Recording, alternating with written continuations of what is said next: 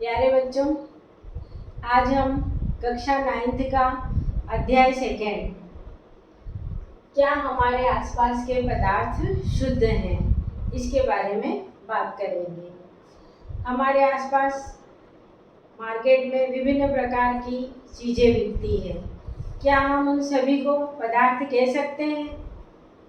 जी नहीं। इसके अलावा एक और बात, हम ये 2 शब्द यूज़ करते हैं, शुद्ध और अशुद्ध।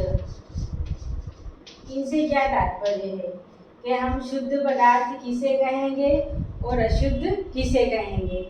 तो सामान्य भाषा में हम कहते हैं कि जिसमें किसी प्रकार की कोई मिलावट नहीं होती है, उसी को हम क्या कहते हैं, शुद्ध पदार्थ। और जिसमें किसी भी तरह की कोई खोट, मिलावट या बाहरी कंटेंट मिला रहता है, पदार्थ मिला रहता है, उसको हम कहते हैं अशुद्ध। ये हमारी सामान्य भाषा में है। लेकिन विज्ञान की भाषा में शुद्ध का मतलब होता है, ये देखिए यहाँ लिखा है मैंने, शुद्ध का मतलब होता है समान रासायनिक प्रकृति के एक ही प्रकार के कणों से मिलकर बने पदार्थ। एक ही प्रकार के कण होना चाहिए और उनकी केमिकल प्रॉपर्टी, उनके रासायनिक गुण और संरचना भी कैसी होना चाहिए, समान होना चाहिए, तब वो पदार्थ कहलाता है शुद्ध पदार्थ। ठीक है। और यदि कणों का आकार और रासायनिक प्रकृति अलग अलग है तो वो पदार्थ क्या कहलाएगा, अशुद्ध पदार्थ। अब आगे आते हैं हम मिश्रण। मिश्रण किसे कहते हैं कि मिश्रण बनाने वाले जो भी पदार्थ, तत्व या यौगिक होते हैं वो एक से अधिक प्रकार के हो सकते हैं। तो एक से अधिक प्रकार के तत्वों और यौगिकों से बनने वाले क्या कहलाते हैं, मिश्रण कहलाते हैं। अब यहाँ पर मिश्रण हम 3 तरह के देखेंगे। एक होते हैं वास्तविक विलयन, दूसरे होते हैं निलंबन और तीसरे होते हैं कोलाइडिंग। अब यहाँ पर विलयन से क्या तात्पर्य है? अब विलयन देखा ही होगा। फॉर एग्जाम्पल हमने बोला नमक का विलयन। अब नमक का विलयन क्या होता है, देखिए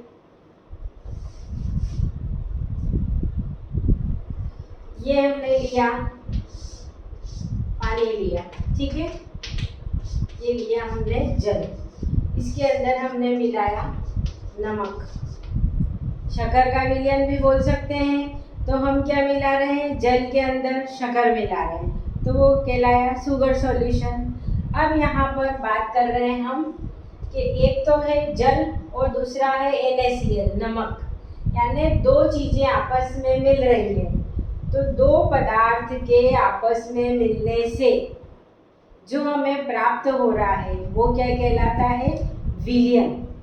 अब देखिए, अब यहाँ पर एक तो घुलने वाला है जल और एक घुलने वाला है। मीन्स यहाँ 2 कंडीशन आ रही है कि जो घुलने वाला है, जिसकी मात्रा ज़्यादा है, वो कहलाते हैं विलायक, जो अपने अंदर दूसरे पदार्थ को घोलता है उसे हम विलायक कहते हैं। और जो घुलता है और उसकी मात्रा कम होती है वो कहलाता है विलेय। अब हम इसमें देखते हैं कि जल नमक को अपने अंदर घोल रहा है, इसलिए जल तो क्या हो गया, विलायक हो गया, और नमक क्या हो गया, विलेय। इसी तरह देखिए शुगर सॉल्यूशन, तो जल इसमें हो जाएगा विलायक और शक्कर हो जाएगी इसमें विलेय। यानी कोई भी विलयन 2 चीज़ों से मिलकर बना होता है। एक होता है विलेय जो घुलता है और दूसरा होता है विलायक जो घुलता है। विलेय की मात्रा कम होती है और विलायक की मात्रा ज़्यादा होती है। अब देखते हैं हम यहाँ पर घुलने वाले पदार्थ की प्रकृति के आधार पर विलयन 3 तरह के होते हैं।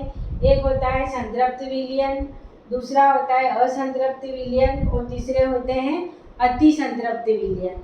अब देखिए ये क्या होते हैं।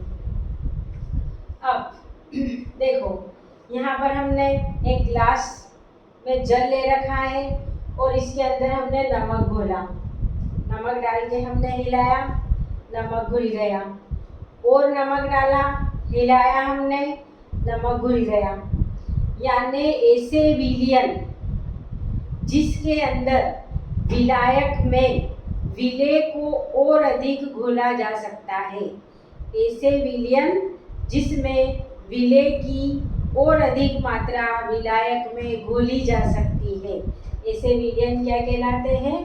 असंतृप्त विलयन। असंतुष्ट मीन्स जो और खा सकता है, जैसे हम भूख लगी है, असंतुष्ट हैं, हम खाना खाते जाएंगे। कब तक खाएंगे? जब तक हमारा पेट नहीं भर जाएगा। तो यहाँ पर भी वही कंडीशन है कि जब विलायक के अंदर विलेय की और अधिक मात्रा घोल सकते हैं, तो ऐसे विलयन कहलाते हैं असंतृप्त विलयन। ठीक, अब इसमें हम नमक मिलाते जा रहे हैं पानी के अंदर, लेकिन एक स्थिति ऐसी आएगी कि इस पानी के अंदर नमक घुलना क्या होगा? बंद हो जाएगा। मीन्स कि ऐसे विलयन जिसके विलायक में विलेय की और मात्रा नहीं घोली जा सकती है, ऐसे विलयन क्या कहलाते हैं? संतृप्त। जैसे हमने भरपेट खाना खा लिया, उसके बाद हमसे कोई कहे कि और खाओ, तो हम नहीं खाएंगे, संतुष्ट हो गए। तो यही कंडीशन यहाँ है कि जब विलायक में विलेय की और अधिक मात्रा नहीं घोली जा सकती है, तो ऐसे विलयन क्या कहलाएंगे? संतृप्त विलयन। अब एक विलयन और है, अति संतृप्त विलयन। अब संतृप्त विलयन को थोड़ा सा तापमान दिया जाए, थोड़ा सा गर्म किया जाए, तो उसमें विलेय पदार्थ की और मात्रा घोली जा सकती है। संतृप्त विलयन को थोड़ा गर्म किया जाए, तापमान दिया जाए, तो उसमें विलेय को और घोला जा सकता है। ऐसे विलयन क्या कहलाते हैं?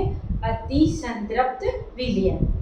अब यहाँ कुछ डेफिनेशंस आ रही है, घुलनशीलता या विलेयता, और अगली है विलयन की सांद्रता। ये क्या कहलाती है? देखिए, घुलनशीलता से तात्पर्य यह है, विलेयता से तात्पर्य यह है कि संतृप्त विलयन में विलेय की जो मात्रा घुलती है, संतृप्त विलयन में घुलने वाले विलेय की कुल मात्रा, ये क्या कहलाती है? उसकी घुलनशीलता या विलेयता।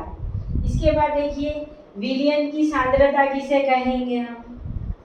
तो विलयन या विलायक, अब यहाँ पर एक टर्म आती है, क्योंकि विलायक की मात्रा ज़्यादा होती है किसी विलयन के अंदर, तो विलायक और विलयन को कभी कभी एक ही माना जाता है।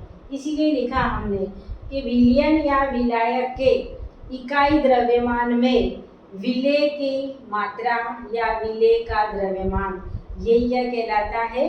उस विलयन की सांद्रता। और इसका फार्मूला लिखा हुआ है हमने कि सांद्रता बराबर क्या होता है? विलेय की मात्रा बटे विलयन की मात्रा, या हम विलायक की मात्रा भी यहाँ पर लिख सकते हैं। अब देखिए, यहाँ मैंने 3 लिखे हुए हैं, वास्तविक विलयन, निलंबन और कोलाइडिंग। अब ये क्या होती है? देखिए, अब सबसे पहले तो वास्तविक विलयन क्या होता है? देखिए, यही हमने लिया यहाँ पर, ये लिया, जल लिया। इस जल के अंदर हम चाहे तो नमक लें या शक्कर लें। हमने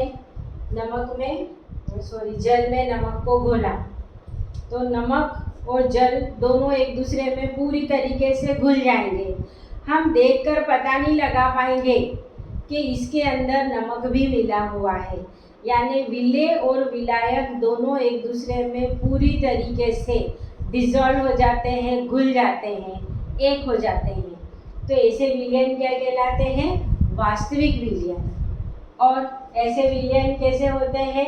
समांगी विलयन होते हैं। और विलेय और विलायक एक बार मिलने के बाद हम उनको अलग नहीं कर सकते हैं, पृथक नहीं कर सकते हैं। इसलिए वास्तविक विलयन कैसे होते हैं?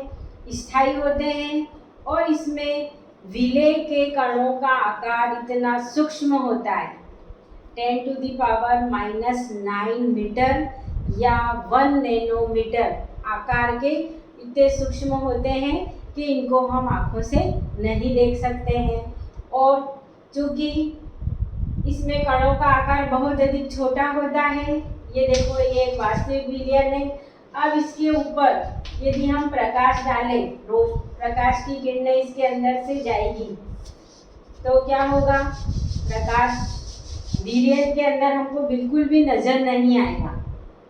यानी ये प्रकाश की किरणों को अपने अंदर से गुजरने तो देते हैं, लेकिन विलयन बिल्कुल भी, विलेय और विलायक हमें बिल्कुल चमकते हुए नजर नहीं आएंगे। ये प्रकाश की किरणों को नहीं फैलाते हैं। इधर से लाइट जा रही है और इधर निकलती हुई नजर आएगी, लेकिन ये अंदर आपको कुछ भी नहीं दिखेगा। यानी प्रकाश किरण का मार्ग अंधकार वाला होता है, अलग से हमें दिखाई नहीं देता है। ठीक है। इसके बाद दूसरा आता है निलंबन। अब ये निलंबन क्या होता है, ये देखिए आप, ये चौक है।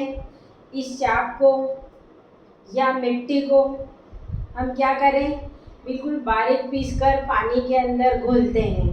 तो आप देखो कुछ समय बाद हम पानी अलग और मिट्टी अलग, यानी पानी विलायक है और मिट्टी विलेय है, या इस चाक का पाउडर विलेय है, हम दोनों को अलग अलग देख पा रहे हैं। मीन्स के जो निलंबन है वो कैसे होते हैं, विषमांगी प्रकृति के होते हैं, जिसमें विलेय और विलायक दोनों अलग अलग नजर आते हैं। इनके कणों का आकार बड़ा होता है, इसलिए हम उनको नेक्ड आई से, नग्न आँखों से देख पाते हैं और ये प्रकाश की किरणों को फैलाते हैं। मीन्स कि इनके अंदर से, जैसे ये निलंबन है, इनके अंदर से यदि प्रकाश किरण जाएगी तो वो बाहर जब निकलेगी तब फैलती हुई नजर आएगी। मीन्स ये प्रकाश की किरणों को क्या करते हैं, फैलाते हैं। अब देखिए आप आगे, अगला क्या आता है, कोलाइडी विलयन। अब क्या आपने कोलाइडी विलयन देखा है? बिल्कुल देखा है आप लोगों ने कोलाइडी विलयन क्या होता है। अब आपने टार्च की रोशनी में, सभी के लाइट जाती है कभी ना कभी, तो टार्च या मोमबत्ती की रोशनी में वायुमंडल में छोटे छोटे छोटे कण तैरते हुए देखे होंगे, या जब दरवाज़ा लगा रहता है और उससे होकर सूर्य की किरणें आती है तो वो पतली सी झिर्री, उस रोशनी के अंदर जो धूल के कण तैरते हुए नजर आते हैं, तो यही होता है कोलाइडी विलयन। यानी हमारा वायुमंडल में धूल के कण कोलाइडी विलयन को प्रदर्शित कर रहे हैं। कण बहुत छोटे आकार के होते हैं, हम आँखों से नहीं देख पाते हैं, लेकिन सूर्य के प्रकाश या तेज रोशनी में हम इन कणों को जिगजैग मैनर में मूवमेंट करते हुए देख सकते हैं। अब इनकी प्रकृति भी कैसी होती है, ये विषमांगी प्रकृति के होते हैं। निलंबन भी विषमांगी प्रकृति के थे, क्योंकि हम विलेय और विलायक दोनों को अलग अलग देख पाते हैं। इनका आकार निलंबन की तुलना में थोड़ा छोटा होता है, लेकिन हम इनको प्रकाश की उपस्थिति में देख पाते हैं। फिर इनके अंदर से भी प्रकाश किरण निकलेगी, ये इनके अंदर से भी प्रकाश किरण निकलेगी तो बाहर की तरफ क्या होगी, फैलती हुई नजर आएगी। और ये भी कैसे होते हैं, अस्थाई होते हैं। स्थाई तो सिर्फ ये एक प्रकार के स्थाई विलयन होते हैं, क्योंकि इसमें हम दोनों विलेय और विलायक को हम अलग अलग नहीं कर सकते हैं। अस्थाई कौन होता है, सिर्फ निलंबन होता है, जिसमें हम विलेय और विलायक को अलग अलग कर सकते हैं, जबकि न तो वास्तविक विलयन में हम विलेय विलायक को अलग कर सकते हैं, न हम कोलाइडी विलयन में विलेय और विलायक को अलग अलग कर सकते हैं। अब देखिए कोलाइडी विलयन के अंदर ये 3 विशेष प्रकार की टर्म आती है। एक होती है परिक्षिप्त प्रावस्था, एक होता है परिक्षेपण माध्यम। अब ये नई टर्म है, ये भी विलेय और विलायक ही है, लेकिन इनके लिए स्पेशल टर्म यूज की गई कि परिक्षिप्त प्रावस्था, मीन्स जो घुलने वाली अवस्था होती है कोलाइडी विलयन में, जो कण होते हैं, जैसे हमारे वायुमंडल में धूल के कण घुलने वाली अवस्था है, तो जो घुलने वाली अवस्था होती है वो कहलाती है परिक्षिप्त प्रावस्था। और जो घुलने वाली अवस्था होती है मीन्स हमारा वायुमंडल में नाइट्रोजन और ऑक्सीजन, नाइट्रोजन का परसेंटेज 78 है, तो वो अपने अंदर धूल के कणों को घोल के रखता है, तो जो अपने अंदर घुलता है वो कहलाता है परिक्षेपण माध्यम।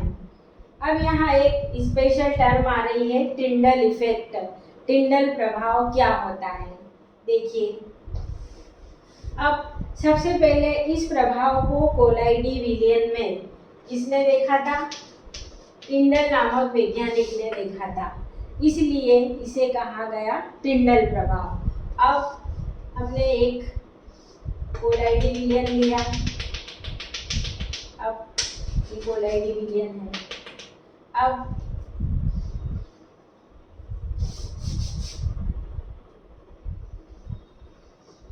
अब इससे होकर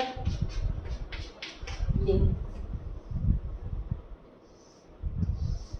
अब ये जो कण है, ये देखो, ये प्रकाश किरण यहाँ जा रही है और इधर बाहर फैलती हुई निकलेगी, लेकिन ये प्रकाश की किरणें इन कणों से टकराएगी यहाँ पर, तो ये कण कैसे होंगे?